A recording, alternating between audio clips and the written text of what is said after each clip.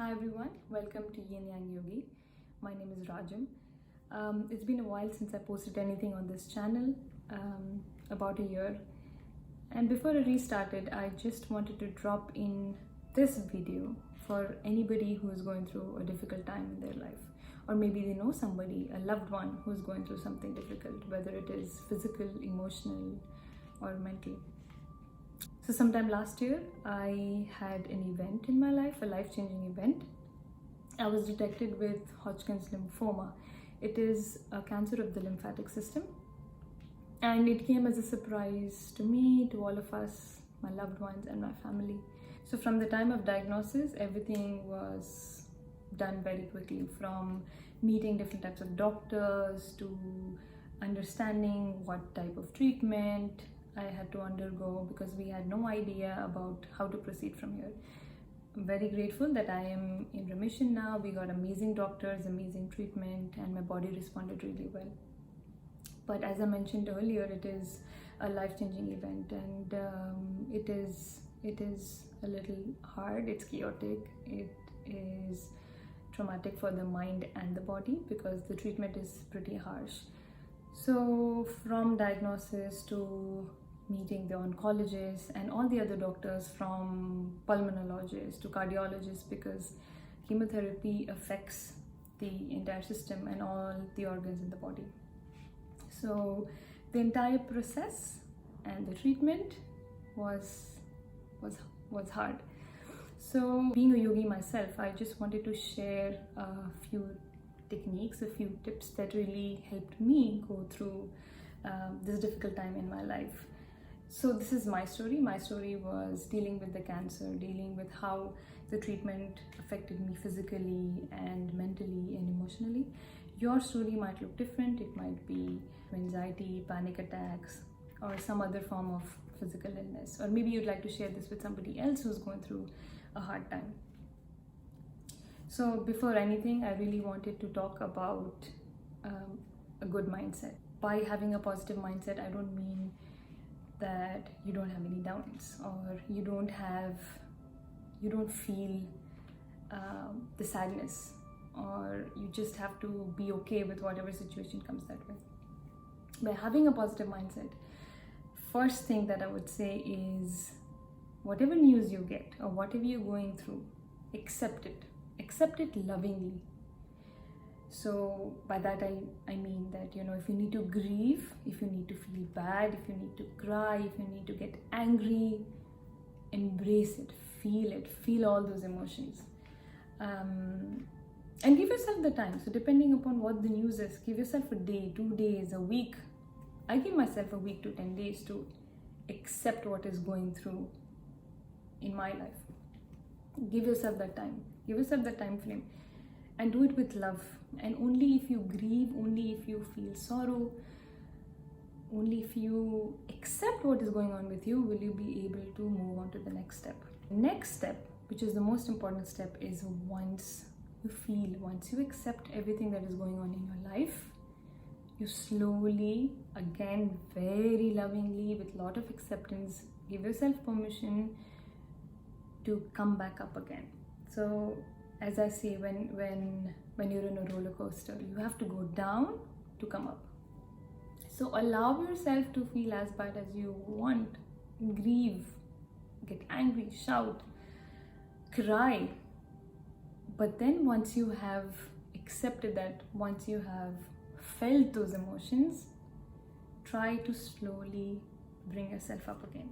And one of the techniques that helped me when I was so overwhelmed with the news, when I was so in shock and scared because I didn't know how I would come out on the other side. I could not see, forget a few weeks or a few months down the line, I could not see myself how I would be the next day. So to come back up again, I just took a few minutes. I asked myself, okay, would you be able to just be okay, or just to get through the next 3 minutes or next 2 minutes? And I would be like, okay, I don't know, but let's find out. So give myself little tasks, probably taking a shower or watering the plants, or just making the bed, something small which would just take a few minutes. I asked myself, okay, Rajam, are you able to do that? And I took that one small task. So I would not even think beyond that, just that one task. So just pick up any task to bring yourself up again. Let's say watering the plants. And try to bring all your awareness, your entire intention, all your senses, everything to that one task, watering the plant. So when you pick up the can for watering your plant, feel the weight of the can, feel the texture of the can, the temperature of the can. And then when you fill water, just hear the sound of the water filling the can, feel the can getting heavy. And it's fine, your mind will waver depending on what's going on in your life. Your mind will waver, and that's fine. Give yourself permission, and with a lot of love, try to come back and try to just slowly bring all your senses and awareness to that one moment. So you're still filling the can.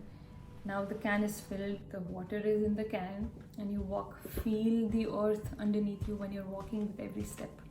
And when you're near the plants, you start watering the plants. Again, if your mind wavers within the few seconds, with a lot of intention, lot of awareness and love, bring your mind back. And then when you water the plants, try to see if you can smell the wet earth, the wet soil, feel the leaves. So you're bringing awareness to that particular moment with sound, with smell, with the sense of touch, how much ever as you can. Just take a few minutes, and slowly in time you'll realize, okay, instead of breaking down to a few minutes, maybe I can take up half an hour, or maybe 20 minutes, 15 minutes. And then slowly you break down the day with the hour, one hour. And then slowly over time you can expand it. And that's all you have to think about. Whatever task you take up, however small it is, be kind with yourself. And give yourself the pat on the back that you did it. Even if it's just taking a shower. Sometimes it is hard to just get off your bed and take a shower. So respect that, honor that, and love yourself through the entire process.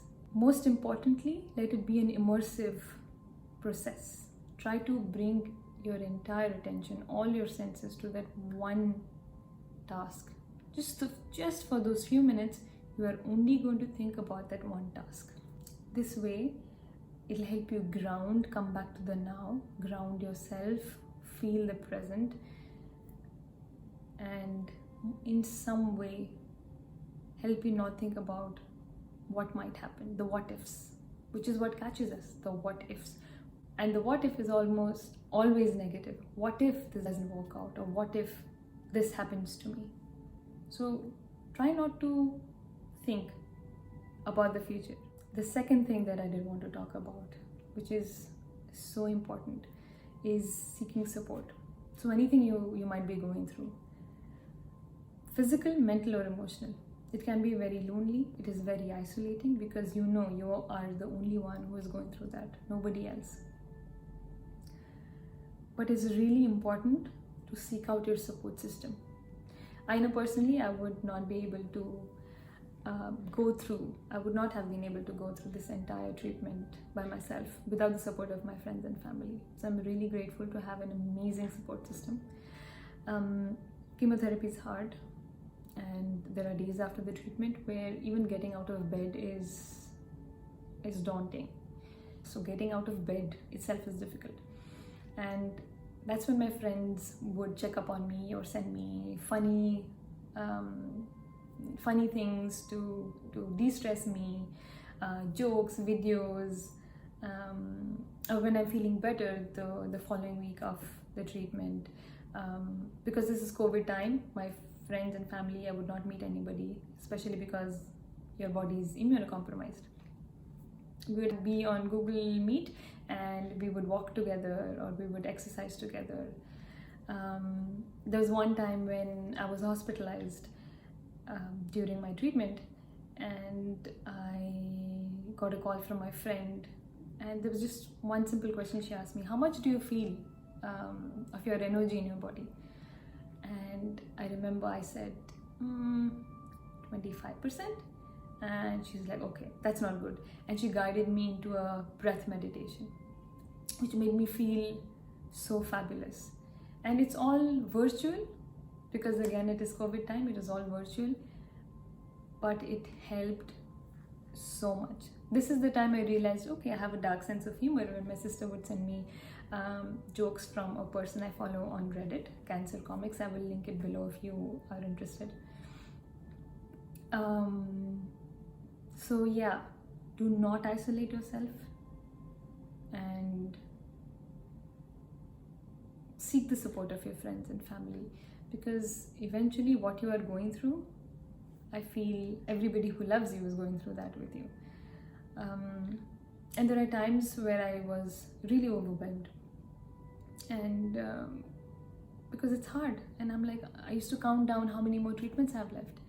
And when I would think, okay, I cannot do this anymore, you get calls from my friends, or you get calls from my family, and everybody's rooting for you, praying for you, going through it emotionally with you. And that's when you realize, okay, how can I give up? How can I be the person to take that away from my loved ones? And that would give me the push to keep going, to stay strong. And by staying strong, I don't mean, okay, just be positive all the time. Sometimes strong means to cry. Sometimes strong means to acknowledge that it is hard, man. I don't know if I can do it. Sometimes staying strong means to grieve, and that is the release you need. And then again, make sure you don't do that alone. Make sure you have your friends, or you have your family, you have your loved ones to support you when you're low. So here I'd like to just say that if you feel you're alone, if you feel like you cannot talk to anybody, or you don't know what is going to happen if you're in that chaotic state, or if your life is chaotic, feel free to just drop me a message here, or you can also message me on Instagram. My handle is in the description box below. Most importantly is to take baby steps throughout this entire process. Love yourself. Talk to yourself like how you would talk to a kid, how you would talk to a child, because there's an inner child in yourself. So be really loving, be really patient. The other thing that really helped me was keeping busy. So one thing I really am grateful for my oncologist was the first thing he told me: do not think about quitting your job. It's really important to keep busy, because your mind will go in different places, and you have to try not to think about the negatives. So keeping busy. Now, how to keep busy? So one thing was work. Really grateful that I had the energy to work through my treatment, and really grateful for my friends and family who kept introducing me different hobbies. My sister kept sending me boxes and packages every month, which included hobbies from punch needling to journaling to jewelry making, and I picked up so many hobbies. I call myself a serial hobbyist now, which really kept me busy. And I remember before chemo treatments, when I was so overwhelmed, because I know what's coming. I know how my body is going to respond. I know that following few days after the treatment is going to be hard. So naturally I was anxious.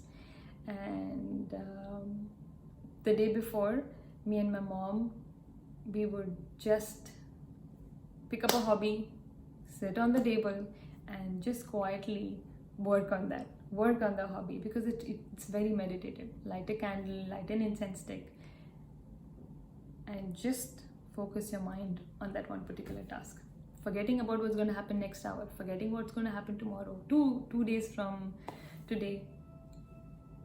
So really important to keep busy, to try to bring your mind to the now. And again, especially when it's really overwhelming, especially when you might feel that I cannot pick up a hobby, is when you need it the most.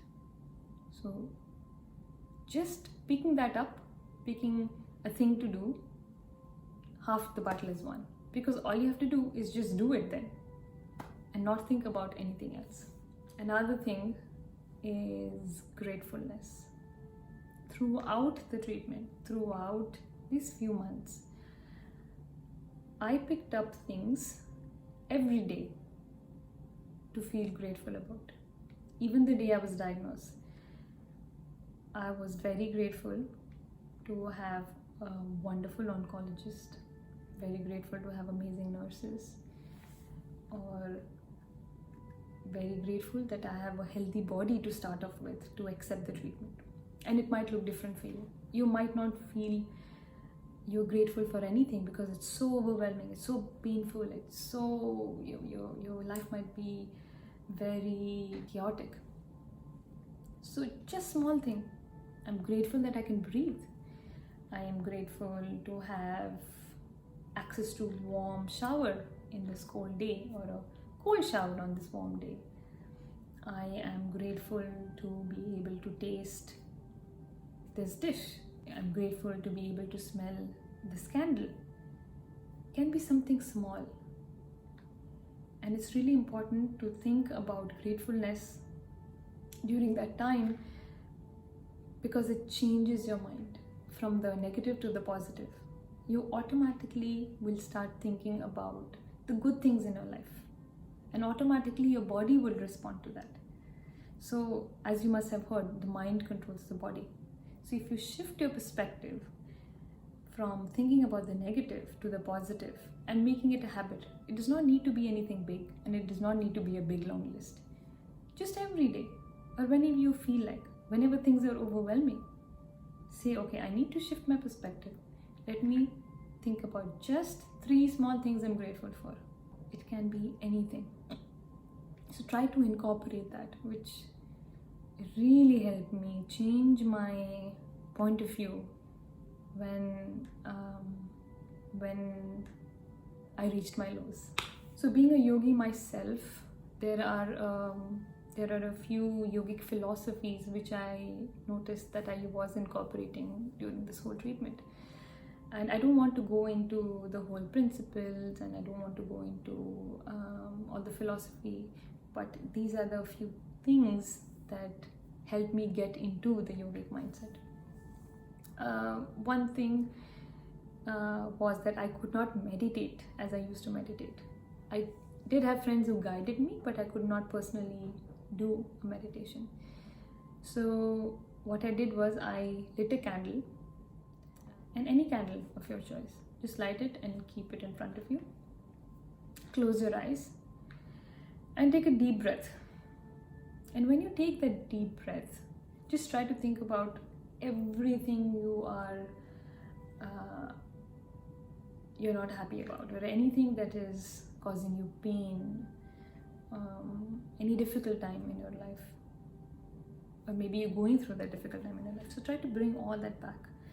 Feel those emotions, feel the pain, and just try to bring it all towards your awareness. And gently open your eyes and see if without blinking you can look at the candle flame, and try to send all these negative feelings to the candle, and envision it being burned by the candle, and try not to blink while you're doing that. And you just do that a couple of times. Again, close your eyes, bring all the things that are painful to you, everything that is overwhelming you, you bring it all the way in towards your heart, and then gently open your eyes without blinking. Try to focus all of that into the candle. So you're taking all those feelings and you're burning it. So feel the flame, notice the flame, try not to blink, just send all your awareness. And then again close your eyes.